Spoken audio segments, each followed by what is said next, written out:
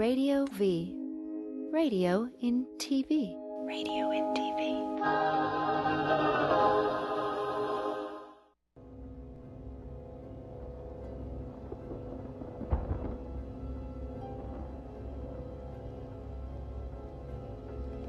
Remember, all I'm offering is the truth, nothing more. I'm a relationship hack. Run up and get touched up, suicide. And all of y'all know my style. I excel, then prevail. Run up and get touched up, suicide, that's it. And all of y'all know my style. I excel, then prevail. Who you voting for? Ladies and gentlemen, the So What Morning Show back in the building. Oh, I got to do this quickly. This is about to be incredible. We have an august panel in the building. Today's topic is going to be incredible. If you want to participate, you got to get to your phone lines. The number to dial is 844-55-878-4652. That's 8... That ain't 844. Why do I always do that? It's 855-878-4652. I got 8 radio shows. I mixed the numbers up. I'm old. 855-878-4652. You want to participate on today's show. It's going to be crazy. As is commonplace, you know I like to promote black businesses to recycle black dollars. You know. My good friend has joined us again. Bobby Glanton Smith. Some boy don't play. He's a man that don't play no games. Go get his book right now, Real Men Don't Play. Go to his website, realmendon'tplay.com. It's very important that you participate. Huh? Where you want him to go, Bobby? Amazon. Take him to Amazon. Don't go to his website. Right. Go to Amazon to get Bobby's book. Also, I want you guys to support Dr. Mark Goulston. Please get Just Listen. Very important book, one of my favorite books. Even Geoff Brown says he read it. I don't believe it. Also, please support WeJuice, WeJuice.com. This brother comes here, makes these juices.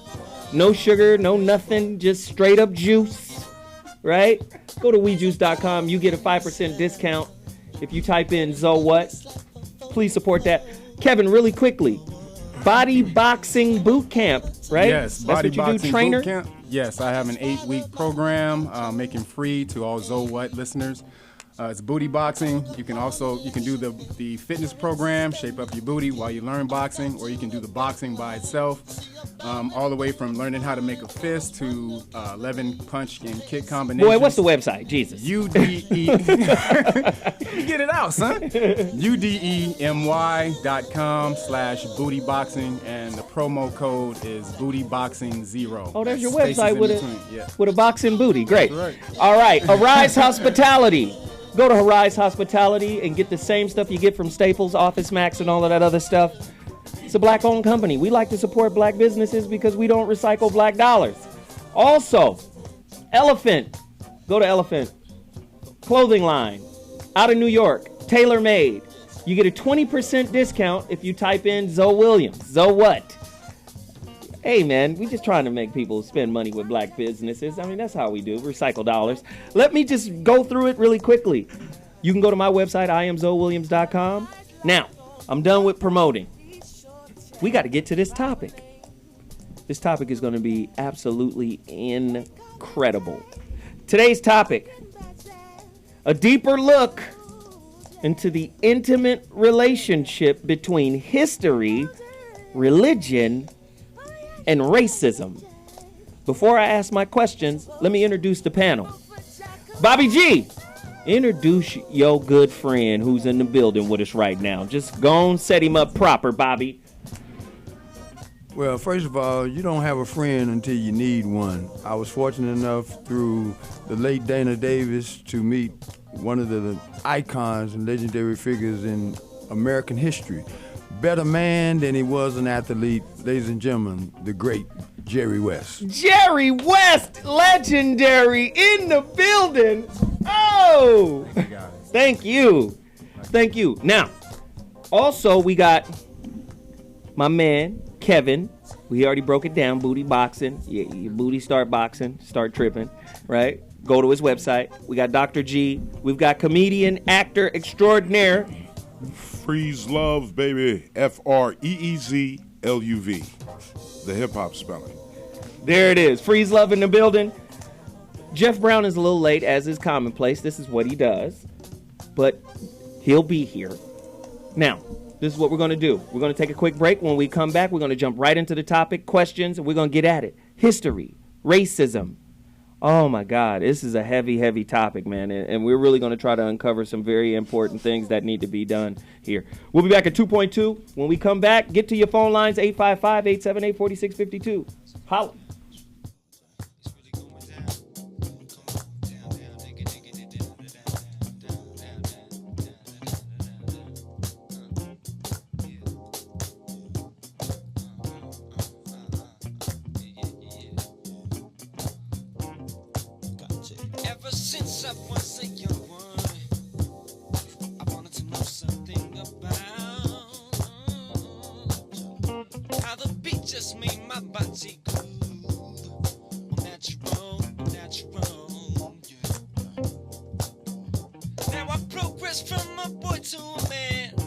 Hi, I'm Holly, and this is Michael. We're on Love Life on T Radio V every day. No! Every Tuesday. Tuesdays. Every day I try to get her to have a love life. But every Tuesday, where you can watch us and hear us, only one place. Only hear him, though. 5 p.m. Pacific time, T Radio V. We're going to talk about love, relationships, intimacy. There'll be some sex, but not between us. No, I don't have sex with him. Not often. You're single, we're going to share with you what to do if you just want booty calls or be in a relationship. Oh, you know you like booty calls. I do. What's it like to be in a relationship? We always say you have to be a strong me before you can be a great we. One place, right here, Tuesdays, 5 p.m. Pacific, only on T Radio V, right? Yep. Cool. All right, serious business Okay, here. ready, guys? Serious business. Radio voice, everybody. Okay, here we go.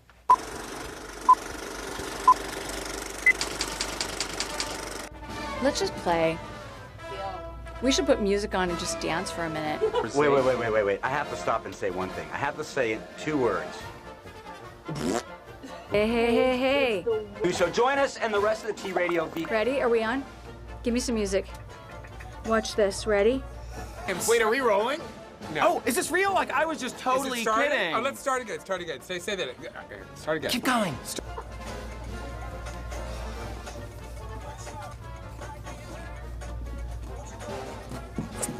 I could do real jazz.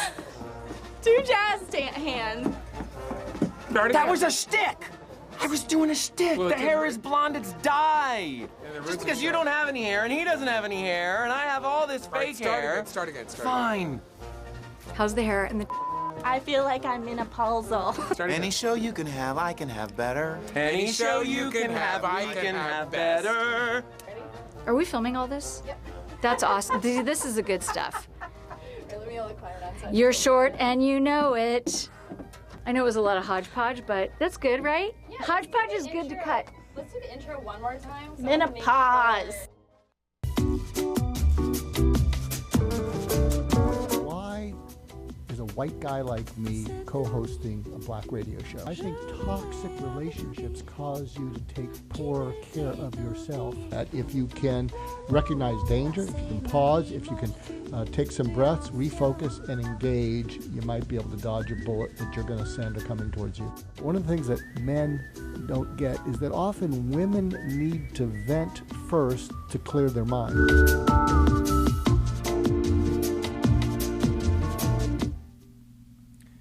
You know, as all of you know, I'm kind of an expert in depression and suicide, and there's a site up there that if you can flash that on there from Patreon, because my mission in life is healing the world one conversation at a time. And next week I'm going to present a video about what your teenager wants you to know but won't tell you, and it's going to save some lives. How does this fit in the topic of history, religion, and racism? Well, I think forever the powers that be scapegoat other people rather than connecting and dealing with the pain and hurt of their people. So if they can get all of you to focus on the other person and get all jazzed up about that, they keep you from holding you accountable to helping them with what they need most. And I think history and religion and certainly racism, I think, is the evidence that, if you focus people away from you and you're the responsible party in power, you can probably, stay around for another decade before they hang you up by your heels. So I think that's what we're going to cover a little bit. And there it is, today's topic. We're talking about race and history and religion. And Jerry West summed it up best in the green room when he said, what in the hell is going on in this world right now? Jerry, can you talk to us about your experiences, your walk through life, where, you've seen a lot of different eras, a lot of different ages, not to put your age out there, but I'm old. You've seen a lot. Can you tell us, how is the world drastically different now in terms of race? Because you hear people talking about this post-racial era. I think it's even more racist than it's been in a long time. Can you speak to it? Well, I think a lot of things happen over a period of time. I can only relate to things that I witnessed in my life when I was growing up, and I never went to school with anyone of color until I was in college. And the one thing that I never understood is how people look at someone and try to judge them based upon race. And it's always, it always seems to be black and white. It's more than that. This is insidious in this country. And here in Los Angeles, when I first came to Los Angeles, it was a smaller city. We didn't have nearly as much crime, didn't have nearly as many gangs. And my first real experience with racism was my first year in Los Angeles as a basketball player. I had a black roommate, and we were in St. Louis, Missouri, and we were going to play a game there. And I said, the late Ray Felix, who was one of my great friends, he said to me, I said, let's go get something to eat for the game tonight. And he said, well, I'm sorry, I can't eat in this city. And I said, what? And so instead we ate in our room. And so I would always ask him, are there places that you don't want to go for lunch or whatever we're going to have? And I said to myself, how unfair was that? But I knew growing up in sort of the South, West Virginia was a border state, but I would consider it Southern, that I think some of the atrocities that I read about in the South, which were ridiculous, because people have a right to be treated as humans. Down there, at times, it was like they were treated like animals. And I used to say to myself, I would have even been afraid to go down there myself because of how uncomfortable I felt with that situation. But there was a movie that I saw that was one of the most raw movies, Mississippi Burning. I saw that movie and I said to myself, how in the world can someone, because people are just traveling through a city because of your color, how can someone come in and ruin not only their lives, but also almost act like it was an act that should happen? Right. I grew up where I unbelievably respected authority. And we had the highway patrol, deputies, sheriffs that came around. Every time I saw them, I thought they were looking for me. And that's how intimidated I was of the police. But it's gotten to the point today where there were 2 young men killed in Mississippi yesterday. One of them was a 25-year-old black officer, and the other one was a white officer. And I said to myself, my God, why the people that are supposed to protect us get killed, and then all the other things that have been going on are shocking to me. There has to be a better way for police officers, and I have great empathy for them, great. I wouldn't, if somebody offered me $1 billion, I would not take that job. I don't think you can win. But I do think that in communities where there's an enormous amount of minorities in communities, we need a police force that reflects what's in that community, and that they know firsthand what's going on. But I'm on a police board, to be honest with you. It's a police foundation, and all of the officers who have been killed and fallen in their line of duty, we provide schooling and even burial services because they don't cover that if they get killed. And it's a real tragedy for me to have to see when we pay money for these families to give their children, and the devastation it does. And it doesn't matter if it's a person of color or someone white. Wow. It's devastating to see, and I'm thankful that this is probably one of the greatest feel-good things in my life, to be asked to be involved with this. It's a wonderful charity, and as I say, I'm thankful that we can help some of the officers that have fallen in the line of duty. Do you think police across the country need either cultural or sensitivity training? Because as we talked about in the green room, there's a better way to apprehend someone than shooting and killing them. Don't you think? Yes. I heard something the other day. There was like a 20-foot or 21-foot rule for policemen. If somebody violates that space, then there's going to be a problem. But today, as I mentioned, there seems to be so many flashpoints in this world today. Drugs, all the people that are homeless, the people who have mental problems. As I say, I don't know if there's an answer to it, but it looks like to me that there should be some other way for the police to diffuse situations that are dangerous. Mm-hmm. And, everyone talks about the person that might be killed. But if you're on the other end, do you ever really recover from that? From killing? Yes. Dr. G? Dr. G, what happens when someone kills someone? You were telling me about this before. Like there's a downtime where the person might even consider killing themselves. You put them on suicide watch, right?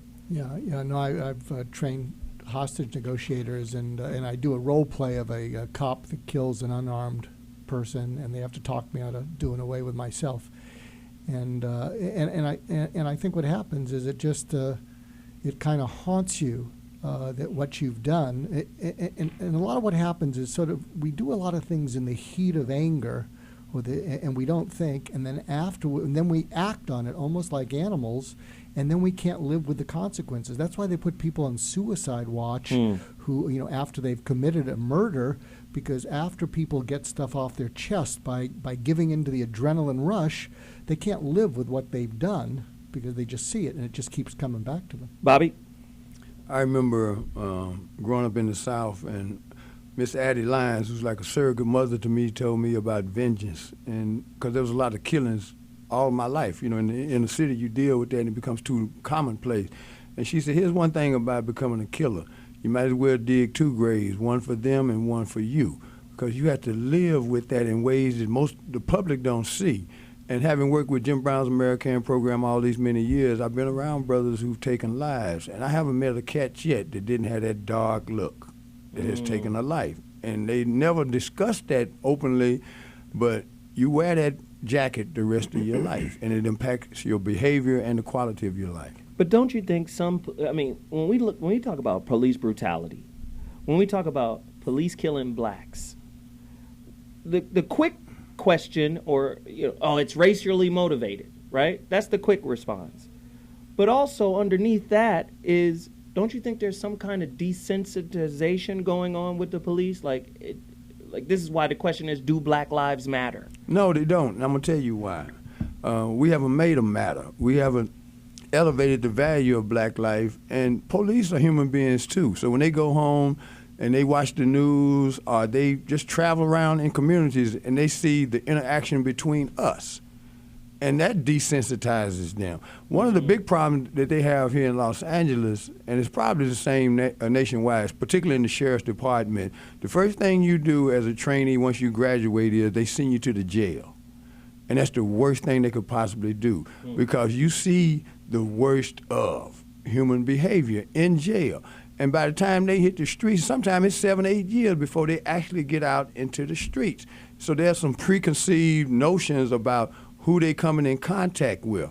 And I've been stopped enough times and harassed by police to know there was some assumption. It don't even matter if you got a suit on. So conditioning plays a big part in the interaction between the police and the community, and we have to go back to the training aspect of it. First of all, you need to deal with the physical part of it, because if you've been properly trained, you shouldn't have to pull your gun first thing. You should be able to kick somebody's ass and make that happen before you had to reach for your gun. You know, I'm gonna tell you, growing up here in Los Angeles, I had a notion on how to deal with the police. I was raised with that. Anytime you pulled over, yes, sir, no, sir. Sir had to be a part of the sentence. I moved to New York at the age of 37. For the last 12 years, I'd lived in New York. And the way I treated police was completely out of place. In New York, the police, it seemed like they were more personal. You were dealing with someone who was doing a job, and they let you know that, listen, this is a job. Let's get to the bottom of this. Whereas here, it's almost like a robotic. You know, they just don't even look off page. They have a certain way that they're going to deal with you, and they are going to deal with you that way. If you get out of line in that matter, you're going to be dealt with another way. And, you know, it very easily could result in shooting you. And that's just the difference. And I don't know what the difference is policing. In New York, it's maybe it's because they deal with so many people. Different kinds of people that they are, from the beginning, taught, listen, you don't know where this person's from. You don't know this person's situation at this time. Put a smile on it first. Enter it like that. You have to, you know, I'm a comedian. I'm going to tell you, a smile goes a long way. It increases your face value. So listen, we got to take a quick break. When we come back, we're going to deal with it. We're talking about racism, history, police brutality, religion. I mean, it's a very expansive conversation. We've got a lot of good people in here expounding on it. If you want to, call us, 855-878-4652. A deeper look into the intimate relationship between history, religion, and racism on the So What Morning Show. We'll be back in 2.2. It put the fear up. The thought of losing you made a G really tear up. Now it's time to hit my jeweler and step your gear up. I just wanna keep a smile on your face. I thank God today that the greatest mistake that Massa made was introducing us to Jesus. Because I found out where my help.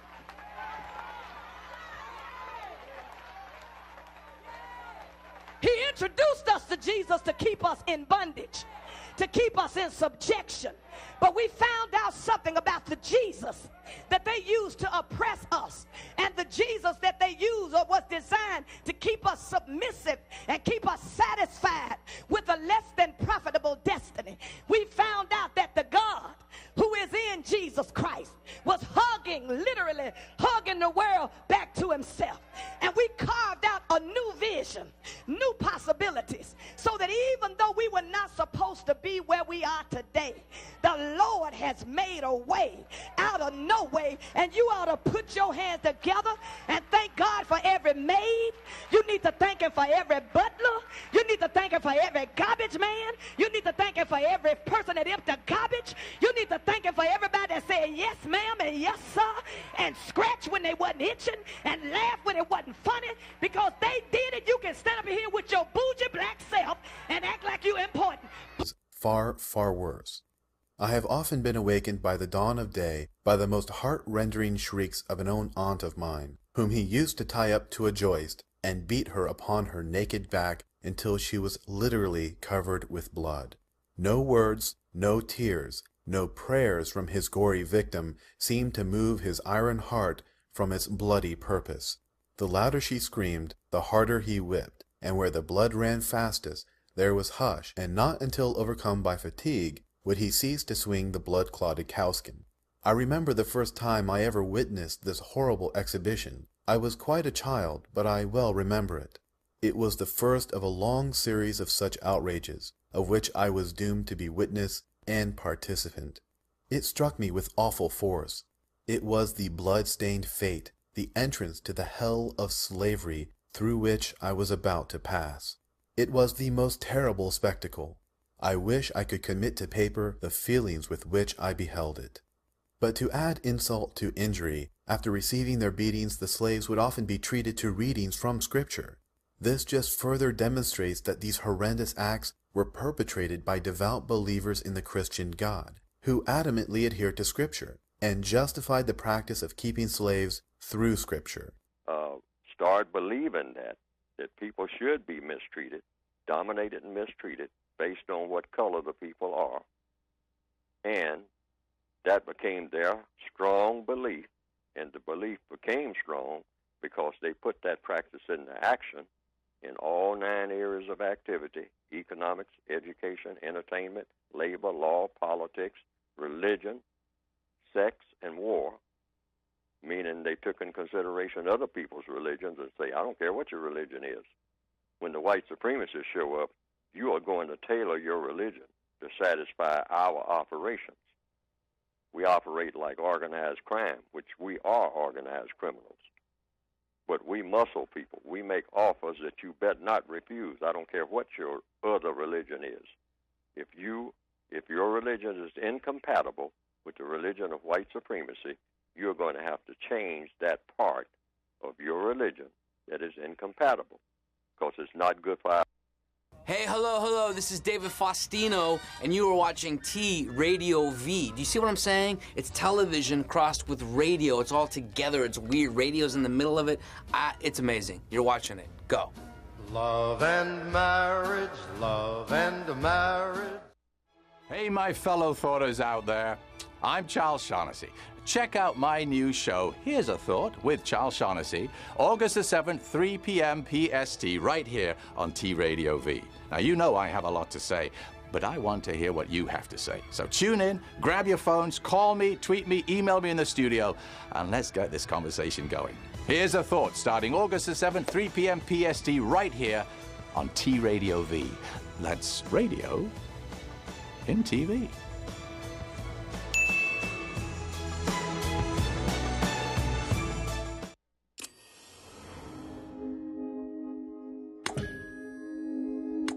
Radio V. Radio in TV. Radio in TV.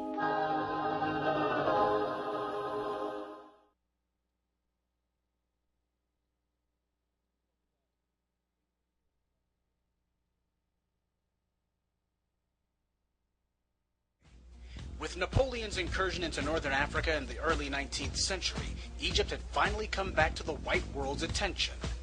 While Napoleon's troops were busy giving the Sphinx a nose job, Francois Champollion, a fellow Frenchman, was deciphering the hieroglyphs. Both Champollion and Count de Volney attested to the Egyptians having been Africans. At this time, not even one European or Arab said the Egyptians were white, but then again, Champollion and de Volney were not racialists. Unfortunately, it wasn't long after France reminded the white world of Egypt's glory that the white supremacists from the U.S. and Britain rushed to Africa. The white world hadn't taken an interest in Egypt since the time of the Romans, and the Europeans had never cared about Egypt at all. So why the sudden interest? What had changed? What had changed was that there was now a white supremacy myth that was the flimsy glue holding the white world together, and these twisted minds converging on Africa realized that myth was about to come undone. But the white revisionists had one major advantage: the public's ignorance. Black Egypt was merely common knowledge in the global mind, not an established fact. Since mass production of books didn't exist yet, the public had no specific pictures of the Egyptians' own artwork or translation of their writings to attach blackness to. It would be no problem for the revisionists to get the white academic world behind them. After all, the doctrines of black inferiority came from white universities. But the main thing you need to understand now is that the people in charge of your genocide and your cultural demise are word masters. And what makes them a word masters is because they tell you that you can't make up words, but they've been making up motherfucking words for 500 to 600 fucking years. Here's an example of the categories that we fall under when it comes to white supremacy, racism, and religion. People always say the word American African and African Americans. I choose the word American African because you'll be amazed. The whole planet comes from Africa. The whole damn planet comes from Africa. You need to look at a man named, or look up a man named Robert Leakey. Robert Leakey tells us, this is a white man, that says every tribe, everybody, every butt, ass, and titty came from Africa, whether you like it or not. So black people, you ain't the only Africans in the world. But they are trying to get rid of us because we are the source of all Africans on this planet. Ladies and gentlemen, the So What Morning Show is back. We're talking about racism. We're talking about religion, the history that binds racism and religion together. We're just talking about what's happening in the world today, and it's a lot going on. We need to fix the planet, right? And so we put together this little panel to throw out some ideas and some concepts and really have some straight talk, right? A lot of people are afraid to have straight talk. One thing they don't want to talk about is religion. They want to talk about politics. And now race is becoming a taboo topic, even though it's popping up everywhere, right?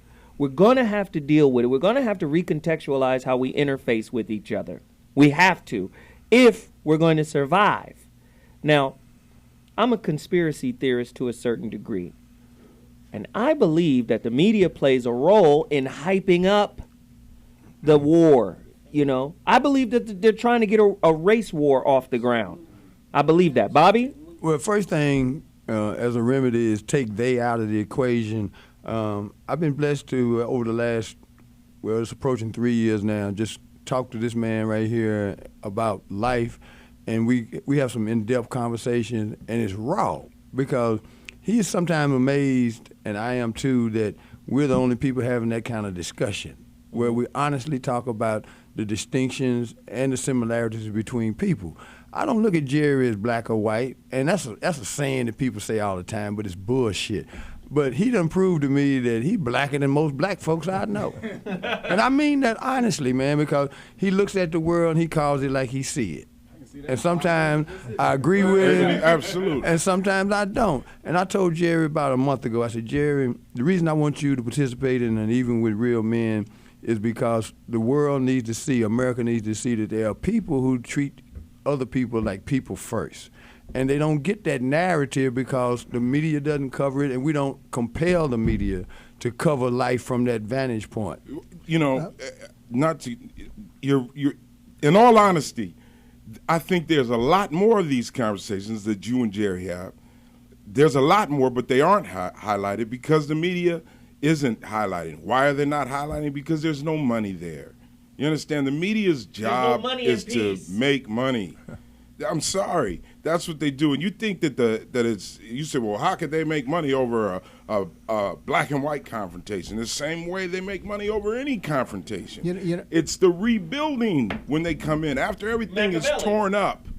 Right. Everything's torn up and everything is burnt and everything. Now comes the payoff when you rebuild this stuff that everyone tore up. Yeah, I want to build on something Bobby just said about the conversations he and Jerry have been having. I'd bet that the reason you have those conversations and the reason that you can not just listen to each other but consider what the other person says is because you respect and feel respected by each other. I think that's a key, that when you respect someone and feel respected by them, you're willing to not just listen to what they're saying, but actually take it in and consider it. I've been doing some interviews about what's the missing link in listening, and I think the key is people will not consider what they've heard, because if you really consider something, you might have to change what you think, and a lot of people are unwilling to change what they think. But again, America's biggest problem, first off, let's just keep it in mind. The rest of the world sees America as opportunity. This is a place where something can happen for me. I don't know what, but something better than where I'm at. But America's biggest wound is racism. So my question to the entire panel is, how do you defeat that ideological social construct that keeps people separated and keeps people at each other's neck? Bobby? Geoff, late ass? Well, first, I don't think that, I think we all get into looking at race as this black or white thing, and it isn't. Race is the flaming hand over here, while this hand is really doing the bullshit. Yep. Okay? Race, in the words of Tim Wise, 600 years ago, there's no such thing as race. White folks would just kill their neighbors, okay? Which is basically, there's no such thing as black on black crime. That's just niggas killing niggas next door. Oh, here we go. What really needs to be looked at is how we're trying to make the water better in this dirty glass. I don't care what your favorite dish is. If I run my finger across my dog's butthole and run it across the bottom of the plate before I put the food on, You've ruined the plate. I've ruined the plate. So we got to clean the plate first. we have to be honest about the fact that racism is a tool to keep the very rich here and the very poor there. Let me ask you this, Geoff. Would you say that racism, for black people, hypersensitive about racism, and for white people, a little bit too nonchalant about it, a little blind about it? Well, not blind, ignoring. Indifferent. Because we've got Veronica too. Let Veronica jump in on this. Can I just say this? Say this, and then I want to go to. Oh, Jerry's got something too. White folk in the middle. It is not our fault that you don't want to look at what your ancestors did. Wow. Well, yeah, Jerry? Let me jump on that after that. All right, and after Jerry, you come in, and I'm bringing Veronica too. I would address one other thing. If you guys read about history a lot, racism is not always about white and black. But I think that is the most sensitive in this country.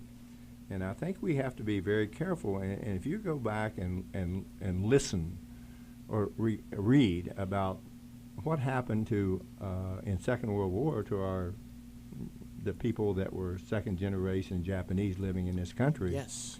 And I think the repatriation was $25,000 to these people who were farmers, and this land was worth millions of dollars. The Hispanics. But in Los Angeles, we speak over 100 different dialects of language here. Okay. And you cannot tell me that people, I think, because racism among white and blacks is so much older than this younger generation that has moved into this country. I think it's a theme for a lot of races. And if you will talk to other races, I think you will see that they at times feel like they're being discriminated against. Absolutely. Yeah. And I think the one last point I'd like to make, the social media has driven this to maybe the worst I've seen in a long time. Forget the newspaper. Whips it right up. Yeah. Well, and you'll have there's no compromise. You're either on one side or on the other side. There's no compromise. And to get to anywhere in this world, you have to have compromise. How can we diffuse a situation that makes me feel very uncomfortable? And I know because the predominant amount of people in this room are black, I know how you feel about it, and you're trying to help solve a problem that, if we're not careful, keep stirring this up. We need to make peace. I just read a book recently about Crazy Horse. Okay, it was really amazing. Here, the government promised them that they would let them have this land so they could live on, and the government never lived up to their promise. Okay, so this goes back centuries, and obviously, when people are put in, to me, every slave that came into this country, they were incarcerated. They were incarcerated. They weren't migrant workers, but the first migrant workers in this country were Italians. And I'm not so sure if people know that, but it would really help if people would go back and read history and try to, regardless of what race you are, try to look at it. But there's so many ugly things, and particularly in the South, that I can't believe people could do what they did to other people. Wow. Right. Kevin? So, like what Geoff was saying, like to me, well, not even to me, race is, to me, not to me, it is just a big scam, because there's only one race, which is the human race, and everybody else are just pedigrees of the same race. So the propaganda of racism is, like Zoe was saying, it's mass distraction. They throw that out to you so they can do some other stuff over here, and they get you all hyped up about black and white. Now, as Geoff was saying, white people need to own up to the past. As you know, I've said before on this show, black people started that. I mean, we started slavery. We actually started racism. So historically speaking, yes. a lot of people don't know this. They don't know, and we were involved in slavery far longer than white people, or so-called white people. And so from the ancient times, if you figure that there's only one race, if everybody came out of Africa, at some point in time, you had to have some white people born in Africa. And there's different documentaries about this as well. That Ivan came out. Van Sertima talks about the pink men that came out of Africa. And even right now, and you have albinism in He said, Africa, well, look at and Jerry. they're He's a pink man right now. They ridicule. He's been just like a brother. I was going to say that. I was going to bring that up. I was like, man, that's hot. But no, they ridicule people who are born with albinism now in Africa. They ridicule these people. And, they're born complete. They have African features, big lips, big noses, but they have blonde hair, blue eyes. Blonde, kinky hair. Sounds like my family. And so they get ridiculed. And you figure this goes all the way back to ancient times to where this is why they had to migrate out of Africa and move to colder climates. First of all, because their albinism skin, they couldn't take the heat, so they had to move to cooler climates. And then from those cooler climates, their noses get thinner, the lips get thinner. So we're all literally one race. The people who run this shit and perpetuate the propaganda on TV know that. And this is why they'll put that shit out to you, because once race died down, it was real calm, and then all of a sudden you see some young college kids saying that there'll never be a nigga ASC, and then right after that, and then some more shit. I mean, it literally started happening like a stack of dominoes. A snowball. Yeah. That's not an accident. Right. So wait a minute. Let's get Veronica in and get her point, and then Mark Goulston. Veronica, the only female voice here. We need the female voice of reason. Speak on it. Okay, so I always say that you either have results or you have reasons. And what we're experiencing today, I think we get confused. I think white folks get confused about what their real religion is. I don't think that white religion is Judaism. I don't think it's Christianity. I think that the white religion is white supremacy, white aggression, and white genocide. Because if you look at the results that white people get all over the planet, it usually involves the annihilation of black and brown people. So instead of focusing, when we talk about issues of race, we tend to focus on, media focuses on black pathology. But I think at a certain point, we're going to have to focus on white pathology and the mental illness that is white supremacy and white aggression that justifies the murder of people globally so that it can have more condominiums. I think we got to get real about the root. That was heavy. Bobby? Pathology is pathology, and at some point, I have to deal with my own situation foremost. The greatest threat right now to me as a person is not white folks. It's people who look like me. I see them every day, and they look at me like I will take your life for nothing. That's my immediate concern. Now, the other pathology she talk about, that's undeniable, indisputable. But what's the immediate threat? For me, is my people and what they think of themselves, and therefore what they think of me. But that's part of the reason of this conversation. We've got to get inside that human mind and uproot that ancient, dilapidated, outdated belief system that said we were inferior. Because that's what racism is about. It's to create a superior versus an inferior. I was going to save this for the rant, but I think it's just apropos. You just talking while I'm talking? I'm sorry. Next time, be on time. Yes, sir. Okay, go ahead. I think what we're all trying to avoid here is what it's time for. The mass bloodshed, mass change, mass overturn is due. This universe is pregnant 12 months with this. This is going, this media push, this people push, sadly, it is going to happen, and it is necessary. And it is not necessary from our end. This is necessary because the only thing that an aggressor truly respects is equal or greater aggression. Wow. Take this from somebody who used to get their lunch took until they learn how to fight. There is no concept of appealing to the humanity of someone who doesn't show any. Now, what you going to do with your rant? Listen, we got to take a quick break, but before we go, I just want to thank Jerry West for taking the time out to share. Thank you, sir. We appreciate it. Thank you, Bobby, for bringing him through. Listen, Bobby, your event is Wednesday.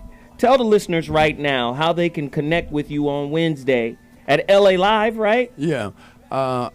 Because of Jerry's generosity and the support of other corporate sponsors, I've got a few seats left for the public. So you can reach me at Bobby at Real Men Don't Play if you're in the greater Los Angeles area. An Evening with Real Men is going to be a testosterone-filled evening. So all you ladies out there that say, where are the real men at?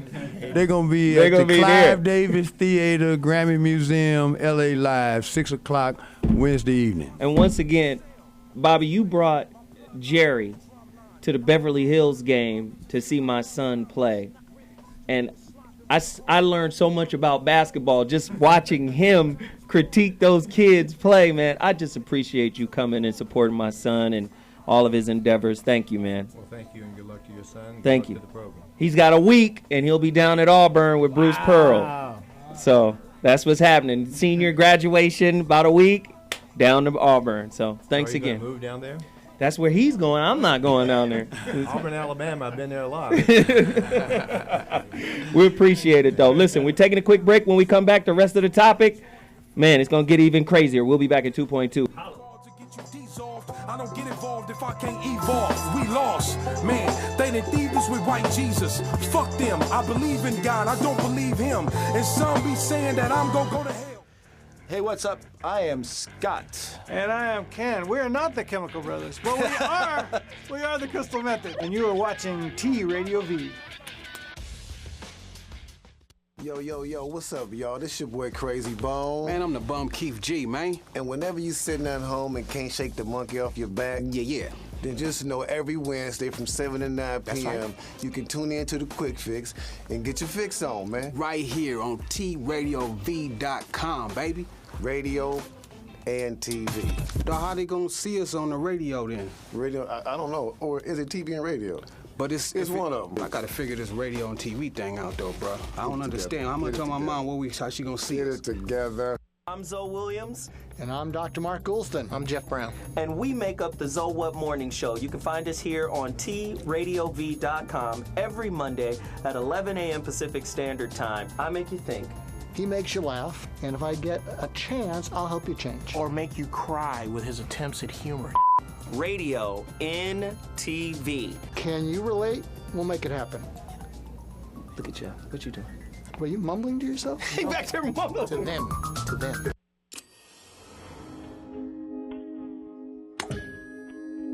T Radio V. Radio in TV. Radio in TV.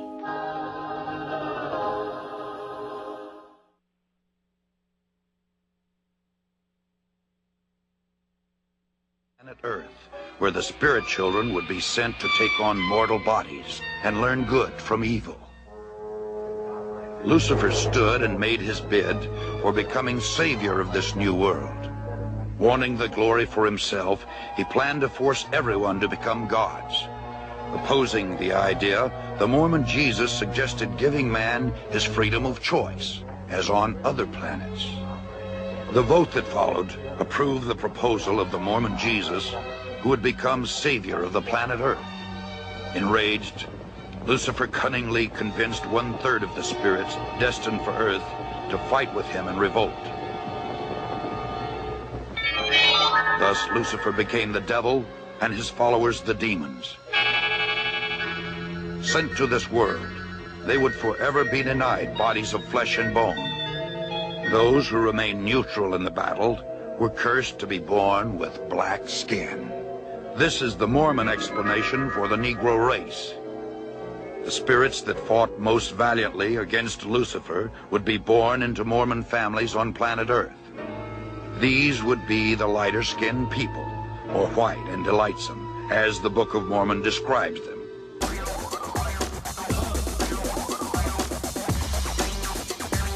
To live a long life, longevity has its place. But I'm not concerned about that now. I just want to do God's will. And He's allowed me to go up to the mountain. And I've looked over and I've seen the promised land.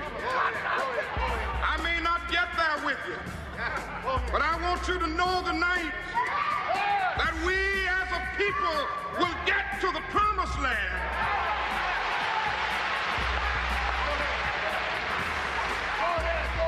So I'm happy to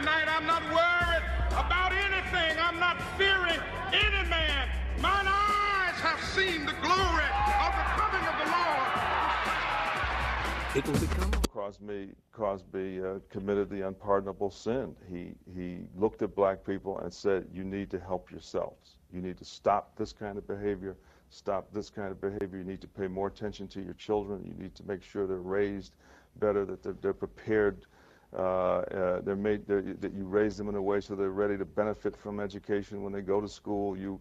All of these things are responsibility. You need to turn off that mindless music that is corrupting and distracting. So you need to, and he said all these things that he thought black people ought to and should do for themselves. Well, he's now in the territory of the black conservative. He's now in the territory of people like myself, like Thomas Sowell, and so many others who have looked at the sacred cow of black responsibility and said, that's not racism, that's freedom. The way to equality, the way to opportunity is through our own responsibility. And of course, all the powers that be then came down on Mr. Cosby, a ton of bricks, and shut him up and go back to, again, as I say, all my critics, all Cosby's critics, all critics of blackness, all of them will do one thing and one thing only. They run back to the church of racism. They love racism. They roll around in racism as though it were money, and it very often is money.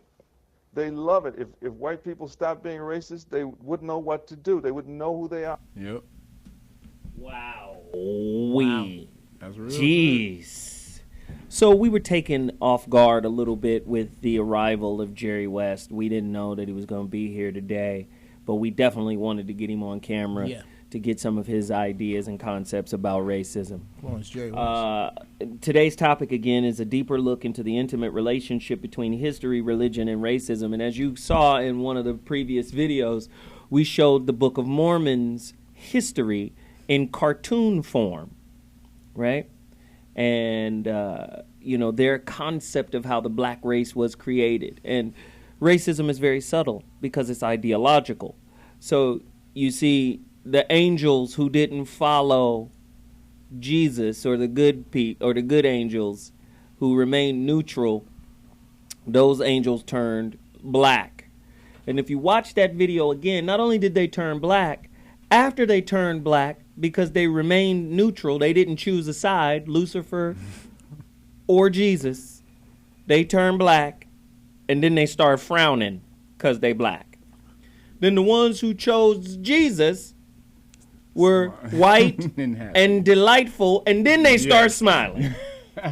So, again, when we talk about racism, the purpose of this show was to outline how religion plays an incredible role in terms of creating a concept, an antithetical us against you, black against white concept. Star Trek has a great episode. Remember that classic episode of Star Trek with the people on it that were fighting each other, and one half was white and the other half was black on their face, and then they were fighting each other, but their faces were reversed.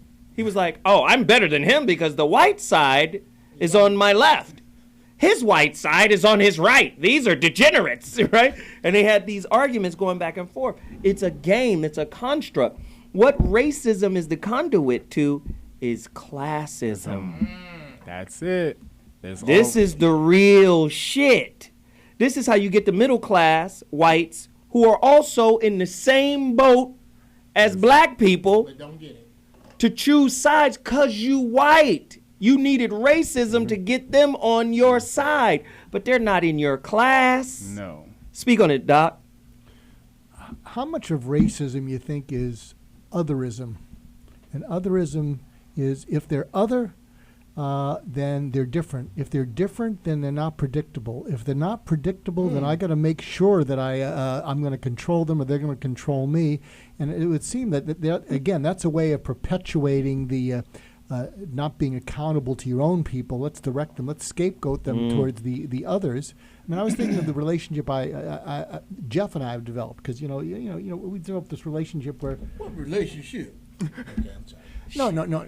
I mean, one of the things I really treasure, as you say, when the Geoff is a revolution monkey comes, doctor. No, that was racist. No, but when he Go ahead. When the revolution comes, he's going to hide me in the basement.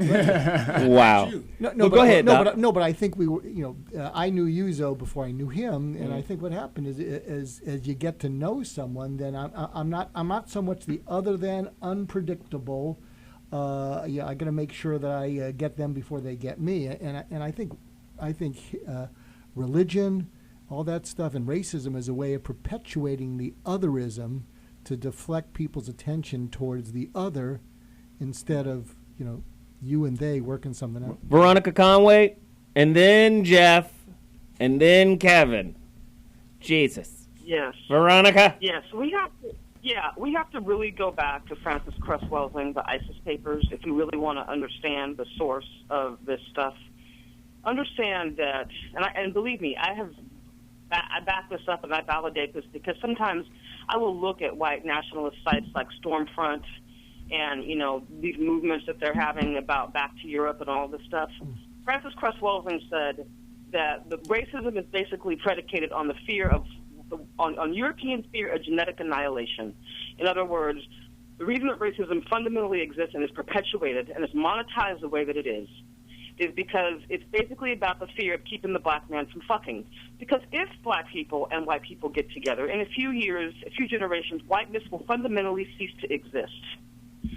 So it really does fundamentally come down to sex at its root, and that's, Dr. G said otherism, but I think that there's a deep white pathology and neurosis about the interbreeding of the races because whiteness fundamentally ceases to exist after a few generations.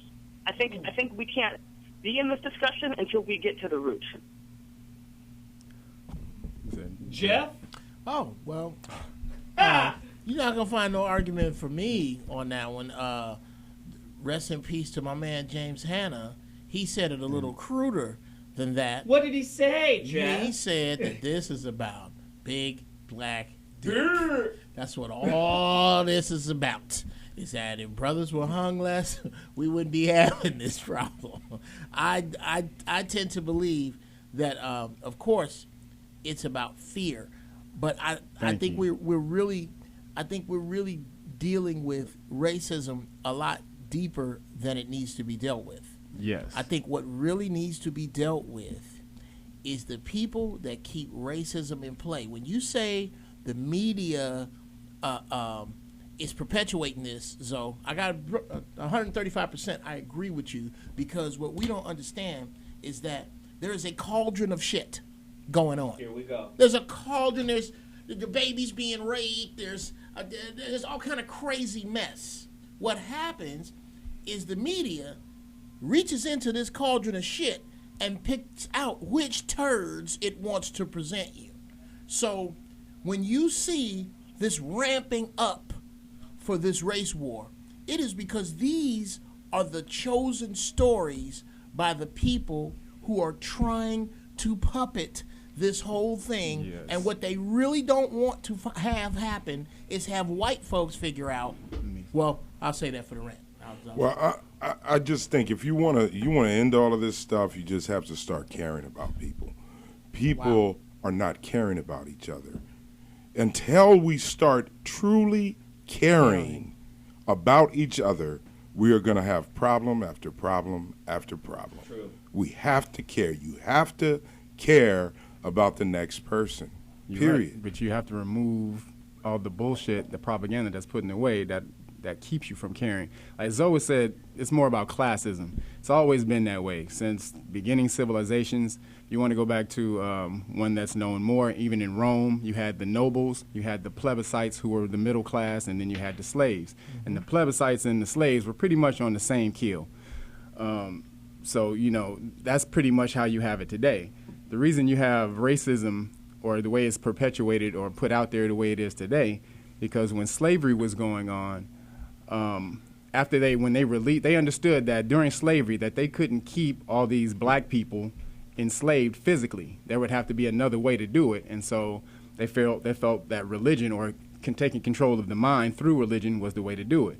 So after they freed a lot of these slaves, they sent missionaries to go to them to go try to change them, convert them to Christianity. Also, they sent a lot of missionaries to the indigenous lands to try to convert them.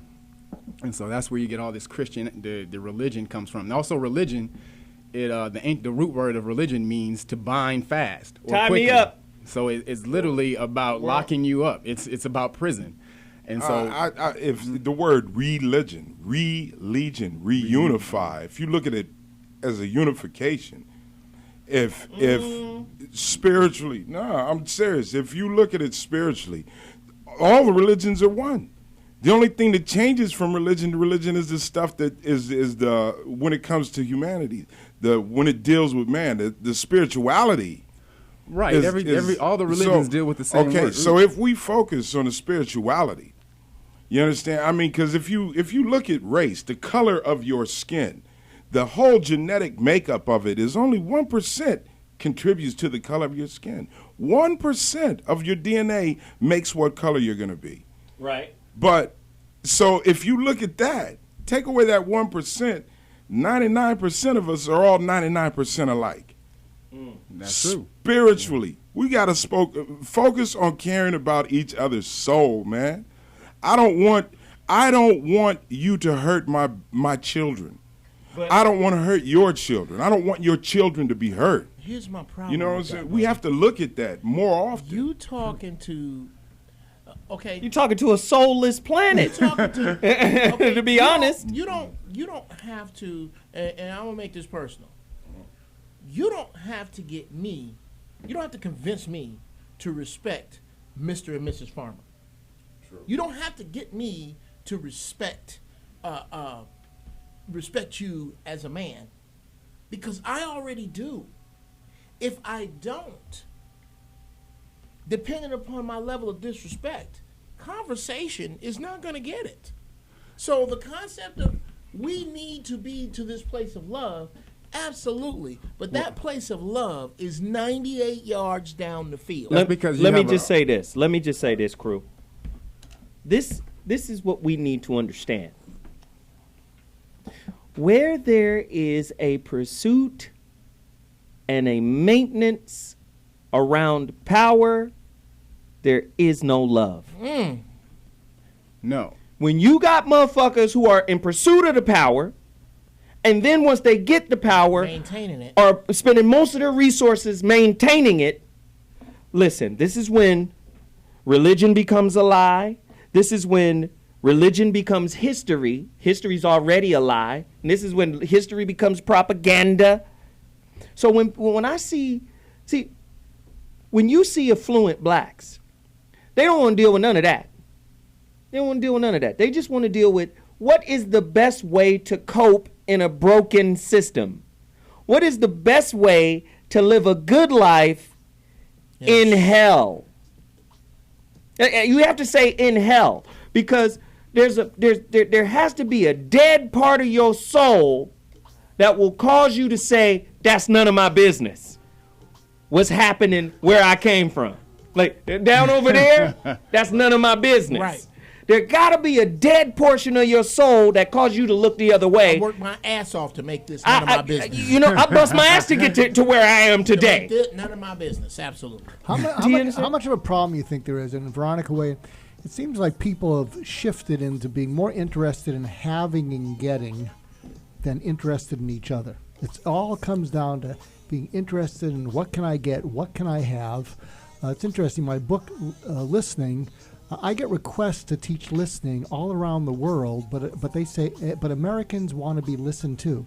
Americans, it's un-American to listen if you're an American. Woo! If you're an American, Damn. If you're it's an American, un-American to listen. It is. Okay, we got to take a break on that shit. Wow. I want you to marinate, and we'll be back in 2.2 seconds. We're talking about culture, religion, history, racism, all the bullshit that's got us anchored to mediocrity. Could you a little happy with the mic? God damn you, Chris. I'll be back in 2.2 minutes, nigga.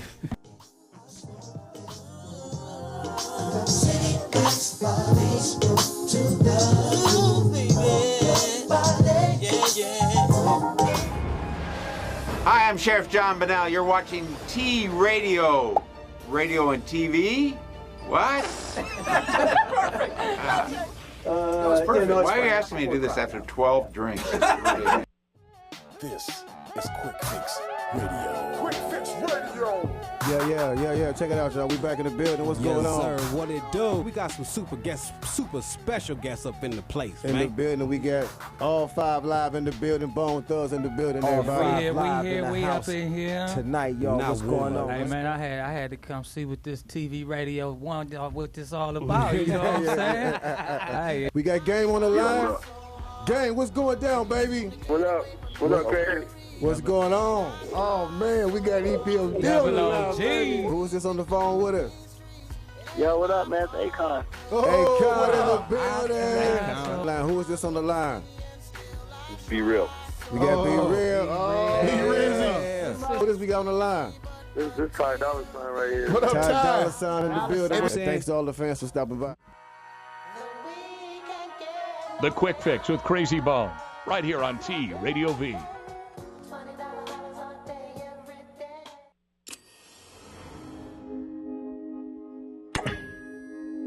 T Radio V. Radio in TV. Radio in TV.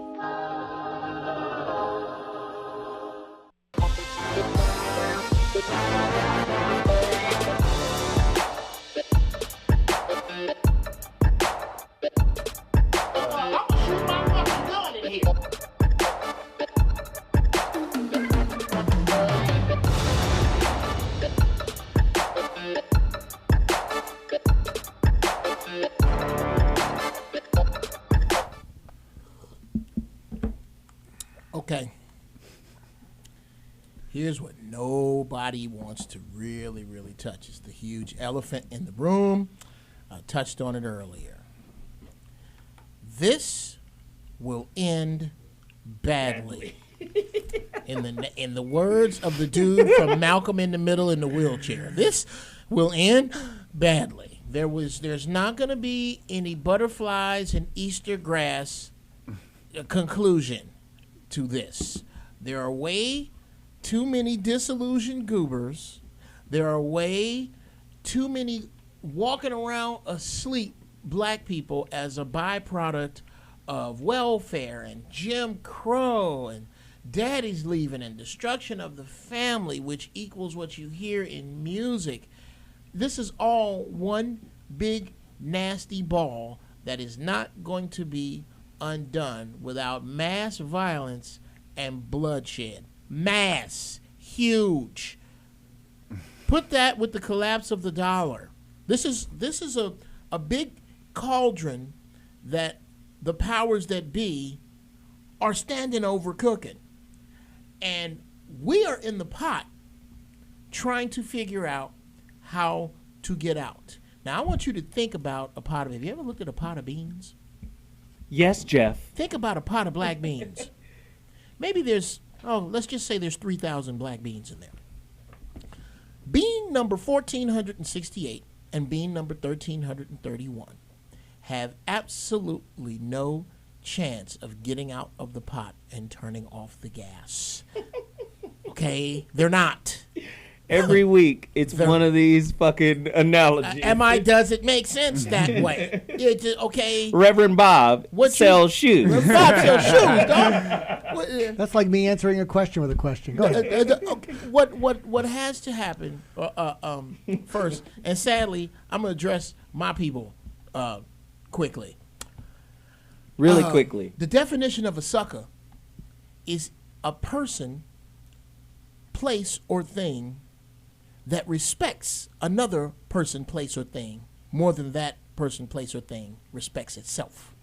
So if we could find a way to somehow birth respect for ourselves, you would be amazed at how the world would come to our aid. But no one in the world wants to be a sucker when niggas are killing niggas, and niggas are treating niggas bad, and no one wants to help you because you don't help yourself. And you better start helping yourself, because guess what?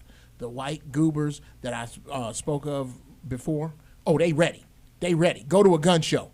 You will see them gearing up. Black people, you need to strap your boots on because some shit's gonna happen. Jeff, can you be specific about help yourself? Because you'll say this, you got to help yourself. Absolutely. But give us some specific things that people can do. Here's what help myself means. Help myself means to, as Black people, abandon the concept of voting in politics until you can afford to buy politicians. We don't have. How you gonna be trying to win a horse race when you don't own any of the horses? You don't win. You just kind of bet, and you may take a little money. They're end users. Yes. I'm sitting here typing on the computer, but I don't know what the fuck is going on in the CPU. No, I have no idea. I'm an end user. Fucks. Absolutely. Veronica, let's get her in. Jesus, we need to hear her voice. Speak on it, V. It's interesting. When you talk about studying warfare and revolution, you have to understand that the first thing that one has to do if one wants to really go in and eliminate people is they have to engage in psychological warfare. So the psychological warfare that exists in this country and on the planet, by definition, diminishes. The more melanation that you have, the more it diminishes you, right? The more you're trained that black ain't shit. The more that you're trained that black men aren't anything. I mean, the programming and the conditioning that comes out of the television box and all of the media and all the hip hop, all that's real. It's real programming. It's real conditioning, because you can't effectively justify going after and eliminating a bunch of people unless you train the population that their lives aren't valuable. Right. So we don't believe our lives are valuable, and white folks don't believe our lives are valuable, and so it seems they're not valuable. natural. Yeah, it's not valuable.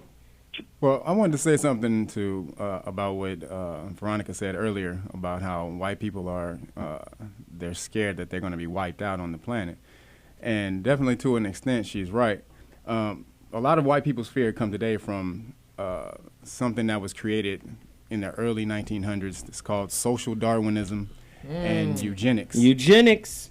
And so social Darwinism, Darwin theory of evolution.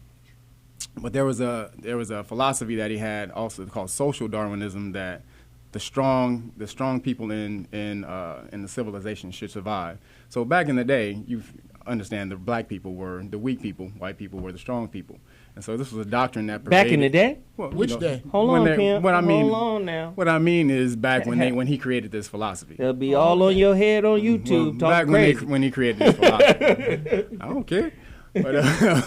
But when they created this philosophy, and also his cousin created eugenics. And so eugenics was basically wiping out people who they felt weren't as strong. And that also was... And of course, Margaret Sanger was a part of the cousin's eugenics movement. Right. And she was the founder of Planned Parenthood, yes, which is all based on a felonious science that says, oh, by looking at the skull of this here person, that they're scientifically inferior. Yes. It was all pseudoscience and basically shown to be bullshit, but this was, it was a big thing in the early 1900s. It was funded by the Carnegie Foundation, the Rockefeller Foundation, the Harriman Railroad Foundation. You're saying something really big here.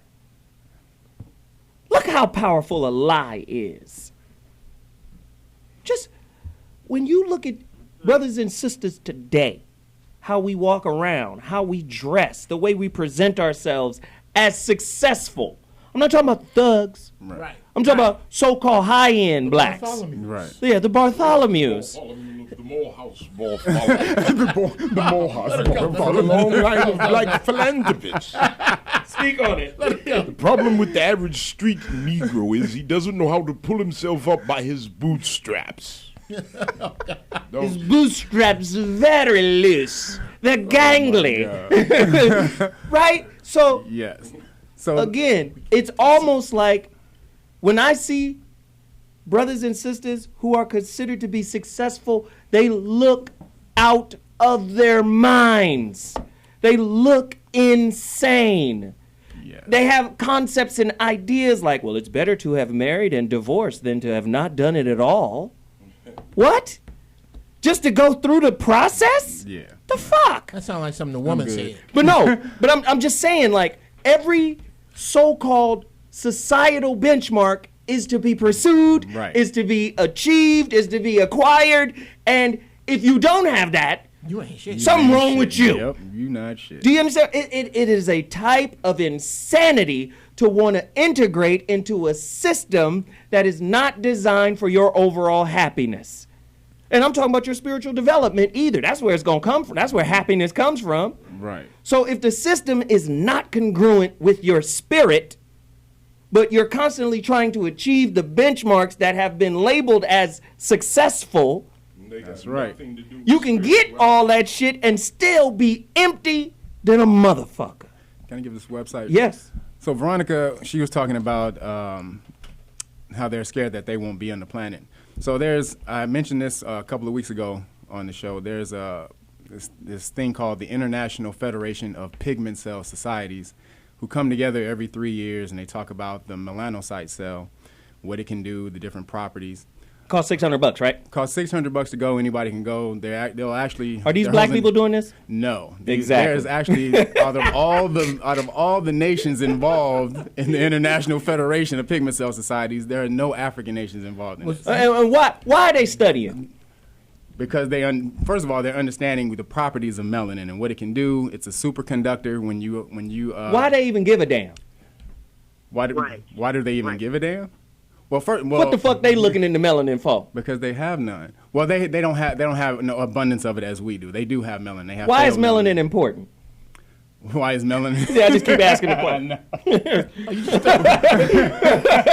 Just keep asking the questions. Well, let me get this website that people can go check this melanin research out. It's called tightrope.it or IT. /Nikolaus, Nico. Niklaus? Yeah, Niklaus. Niklaus. Let me say the damn. NICOLAUS/index.htm. Now that's where the Federation publishes all of its findings on on melanin research. You can go there, and it's a crazy, massive website. It's a hard read, but trust me, if you go through it, you'll see different things like. They have a melanated scientist in the book, and they're saying they have a picture of space next to the scientist, and they're saying that there's something called black matter in space, and they're saying that the black matter in space and the melanin in this guy's body are the exact same thing. Shit. It's the exact same thing. Now the dark matter, they're saying dark matter because that's another term for it. Yes. They said fucking empty space. Is made up of fucking dark matter. They say 99 whatever point percentage of dark matter. And from the dark matter, all matter manifests itself. This is where the black hole gets its start. Absolutely. What? And it's the same stuff that's in melanated people's skin. That's why James Brown music sounds so good too. That's why Michael Jackson is motherfucking Michael Jackson. Yes. Now somebody was disappointed with me the other day because I was given an example in response to Dr. G. When Dr. G was saying that black people are afraid in some way of white people. And I was saying, no, black people are not afraid of white people. And I gave an example of a time in which I was raised. And we used basketball, right? Okay. Remember back in the day, playing hoop? And it's even now. Right. But it's a little different now than it was back then. Back then, there was no white people running around dunking on niggas. It was considered an anomaly. When you saw, what's my man Chambers? Tom Chambers from Phoenix? that was an anomaly. Yes. When we saw Tom Chambers take off and put his knees in somebody's chest, we said, well, goddamn, that's got to be Jesus. It's got to be Jesus, because white people don't do shit like that. We just didn't know. But I was giving the example because typically black men in general, whether they're subjected to white men, they always feel they're better than white men. Am I lying? Am I lying? In general, black men, the way we look at ourselves, we look at white men and go, I'll whoop your fucking ass. That is Am I bullshitting? Back in the day, you used to, you know what? Before you really fight a white boy, you used to smack him on the face so you could see your whole hand. That's because you're like, pow. And now we start fighting. That's true. That's true. Okay, I'm telling you, I'm from Chicago. Did you smack him first? And just like my brother said here, in terms of society, He said, we need developers, not end users. We need developers. Yeah. We need somebody to go in and write software, not download it. Yes. So you think you just going to walk into the computer coders. program room and start writing software? No, you're going to have to, by force, get the motherfucker that's in the computer room out. And that's what this all I'm telling you right now, you can't use religion as a form of history because history is a lie. Yes. So by definition, if you're using religion as your base for history, you're lying to yourself because On top of Napoleon already told us what it was for. Lawrence Gardner, the writer of The Lord of the Rings and the Holy Grail Kings, already said what the aristocracy uses history for. It is propaganda. It is to promote a lie. It is to propagate a lie. It is to proselytize a lie. Absolutely. Now, if you don't know it, don't get mad at us because we want to smack you in the mouth with it. Dragon Moore gonna hit you in the mouth with it whether you like it or not. Thank you. Now we gotta take a quick break. We'll be back at 2.2.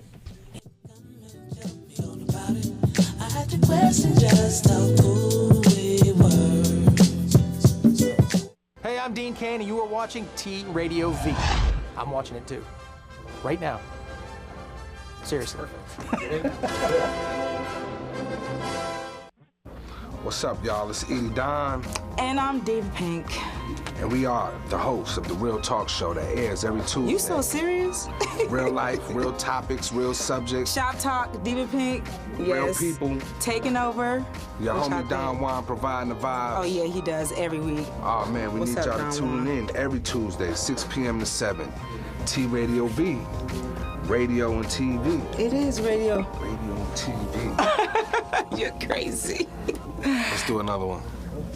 What it do is your man Money B from Digital Underground asking everybody to check out the Going Way Back show, your home for classic hip hop, raw and uncut. Join me And me, DJ Always. as well as Ty Teasy bringing you the old school new news every Tuesday, 7 p.m. Pacific Standard Time, right here. On T Radio V. That's right, radio in TV.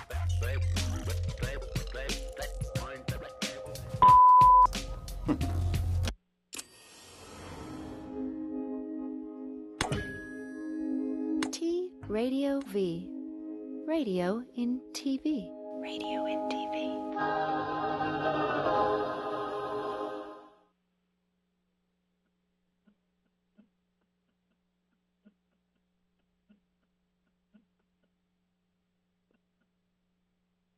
Tell me what it says.